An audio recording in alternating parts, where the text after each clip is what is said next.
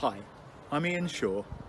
Some of you may know me because over the years I've been involved in quite a few shul activities, mainly working with children. I'm married to Tara and have a 12-year-old son, Joseph.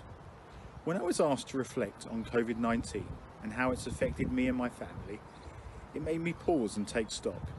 I was actually quite surprised when I realised that I hadn't really done this since the outbreak began. Looking back now on the start of the crisis, it is amazing that at no point in the month or so before COVID-19 became so real in the UK did I internally acknowledge that it would spread here with the same consequences as it had done in China. I just carried on pretty much as normal, except for bumping elbows instead of shaking hands. It now seems so glaringly obvious that things would progress as they have done. Communities have been split.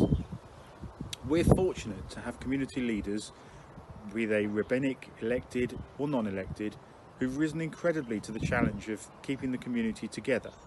With Zoom, who'd heard of that before this all started, and streaming channels, as well as Facebook, to ensure that we can stay together as a community. But unfortunately, it will never be the same to me as greeting my friends when I arrive in shul, usually late, or having a whiskey or two, or maybe even three with them after the service or a Shabbat lunch. The Jewish way of life is based around family, and COVID-19 has really affected my family's life. At Pesach, we always have a full and noisy house. Instead, this year I led a Seder for a large group via Zoom. Before it was dark, rabbis, I might add. My mum died last June, and part of the grieving process for me when I go to shul is to say Kaddish with other people who are in the same position as me, and with people around me who know what I'm going through and who participate and give me strength. For me, it's not only the words I say, it's about saying them as part of a group. I simply can't do this now. I'm writing these words on Sunday the 3rd of May 2020. At 10 AM this morning, I should have been at my mum's stone setting. I know the stone setting takes place on an arbitrary date which is set soon after a funeral, but it's part of the grieving and memorial process which I've lived with all my life. It's a date which I've worked towards over the past 10 months, and I and my family have been denied this by COVID-19. Yes, it will happen at some point in the future, probably with a much reduced attendance, but the truth is I wanted it to happen and to be in the past, part of moving forward, but this hasn't been possible. Anyway, on to more light-hearted reflections.